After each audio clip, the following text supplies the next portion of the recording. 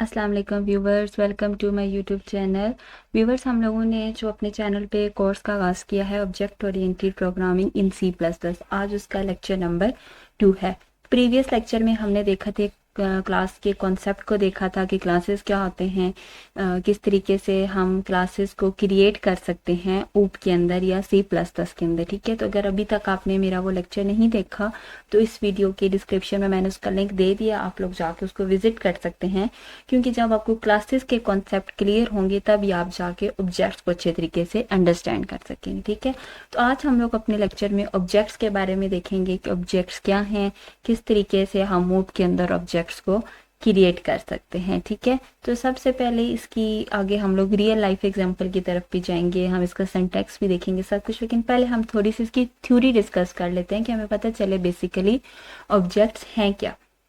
तो ऑब्जेक्ट जो है वो एक सेल्फ कॉन्टेन यूनिट है। ठीक है, ये ओप का एक ऐसा यूनिट है जो कि दो चीज़ों पर मुश्तमिल होता है, एक तो डाटा पर जिसको हम खसूसियात या एट्रीब्यूट्स कहते हैं, और दूसरा मेथड पर जिनको हम फंक्शंस कहते हैं जो कि उसने परफॉर्म करना होता है। ठीक है, तो ऑब्जेक्ट इन दो चीज़ों पर मुश्तमिल होता है, डेटा या फिर मेथड। ठीक है, ऑब्जेक्ट्स जो है ये हमारे पास क्लासेस के इंस्टेंस होते हैं, यानी कि एक क्लास हमने बना दी है, आगे हम फर्दर अपनी मर्जी से जितने भी चाहें ऑब्जेक्ट्स को क्रिएट कर सकते हैं। ठीक है, तो सबसे पहले हमें क्लास बनानी पड़ती है, फिर हम प्रोग्राम में जिस जगह भी चाहें उसके ऑब्जेक्ट्स क्रिएट करके उसको कॉल करवा सकते हैं। ठीक है, अब अगर हम इसके रियल लाइफ एग्जांपल की बात करें तो जैसे कि एक वीडियो गेम है। ठीक है, एक वीडियो गेम में हमारे पास डिफरेंट करेक्टर्स होते हैं, हर जो करेक्टर है वो दूसरे करेक्टर से अलग होता है, उसकी अपनी अपनी खुसूसियात, अपनी अपनी खूबियाँ होती हैं, और हर करेक्टर ने कोई ना कोई अलग से फंक्शन करना होता है।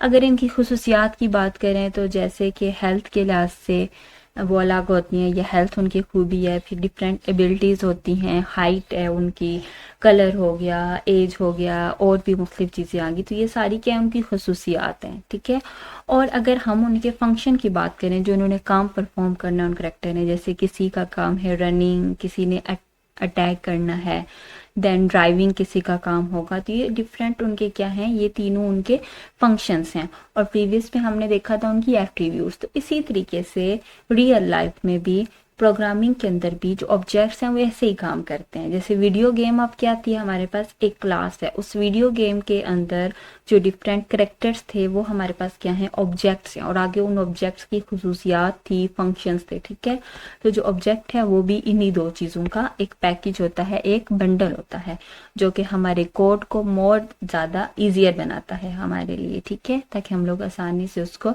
मैनेज कर सकें। अब जैसे कि हम और इसकी एक फर्दर एग्जांपल देखें तो फ्रूट हमारे पास क्या है, फ्रूट एक क्लास है।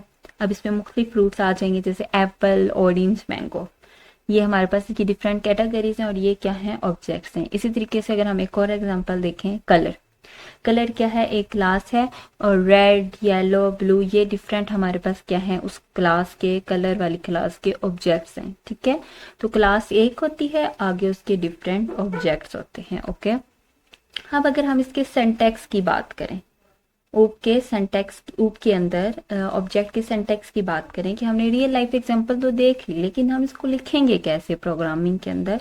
तो लिखने का इसको तरीका ये है कि सबसे पहले आप क्लास का नेम लिखते हैं, देन आप ऑब्जेक्ट का नेम लिखते हैं। जैसे मैंने प्रीवियस लेक्चर में, क्लासेस वाले लेक्चर जो था हमारा प्रीवियस, उसमें हमने क्या किया था, हमने कार नाम की क्लास बनाई थी।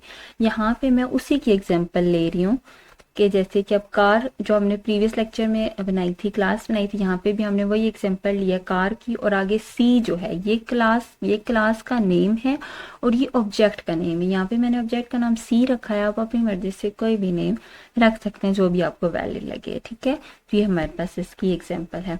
अब हम डेव सी प्लस प्लस के एडिटर में जाके इसको देखते हैं कि उसके अंदर डेव सी प्लस प्लस के एडिटर में जब हम लोग प्रोग्रामिंग करें तो क्या होगा, कि वहाँ पे कैसे हमने ये सारा सिंटैक्स लिखना है। तो ये सबसे पहले तो ये दो लाइन जो है, ये तो हमने लाइब्रेरीज लिखी हुई हैं, ये तो सी प्लस प्लस जिनको आती है, जिन्होंने लैंग्वेज पढ़ी हुई है उनको पता होगा कि हमारे पास लाइब्रेरीज है, इनको हमने एज इट इज़ लिखा है।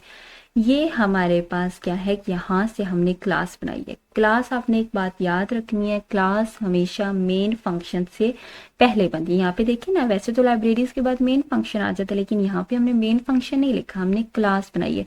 ये क्लास का कीवर्ड है जो कि एज इट इज ही रहेगा।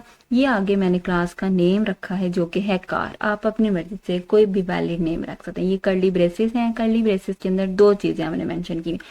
ये हमारे पास यहाँ तक क्या है, डेटा मेंबर्स हैं जिनको हम एट्रीब्यूट्स भी कहते हैं।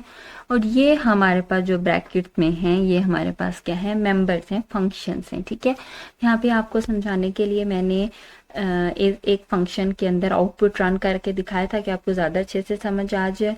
जैसे कि यहाँ पे मैं स्पीड वाले फंक्शन में क्या कह रही हूँ कि मुझे कार की जो स्पीड है वो शो हो, और मैंने ऊपर यहाँ पे स्पीड डिक्लेयर करवा दी है। ठीक है, अब हमने क्लास तो सारी बना ली, एट्रीब्यूट्स भी लिख लिए, फंक्शंस भी लिख लिए। अब बाकी काम हमारे पास क्या बचता है, मेन फंक्शन के अंदर आके हमने ऑब्जेक्ट बनाना है। आपने हमेशा याद रखने हैं, ऑब्जेक्ट हमेशा मेन फंक्शन के अंदर बनता है। ठीक है, ये क्लास का नेम है कार, जो कि प्रीवियस ये कार, और यहाँ पे हमने ये ऑब्जेक्ट बना दिया। जब हम उस ऑब्जेक्ट की मदद से उस फंक्शन को कॉल करेंगे, सी डॉट, हमेशा फंक्शन को कॉल करने के लिए डॉट लगाएंगे ऑब्जेक्ट के नेम के बाद। अब आगे मैंने स्पीड के फंक्शन को कॉल किया, आप चाहें तो यहाँ पे किसी भी फंक्शन को कॉल कर सकते हैं, मैंने यहाँ पे स्पीड को किया है।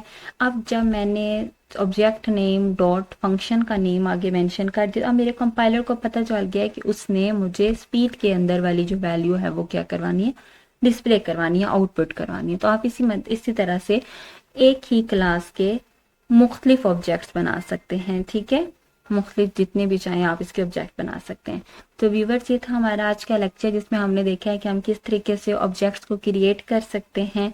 और होप्स हो कि आपको लेक्चर अच्छे से समझ आ गया होगा। अगर फिर भी आपका कोई क्वेश्चन हो तो आप कमेंट में आके क्वेश्चन कर सकते हैं।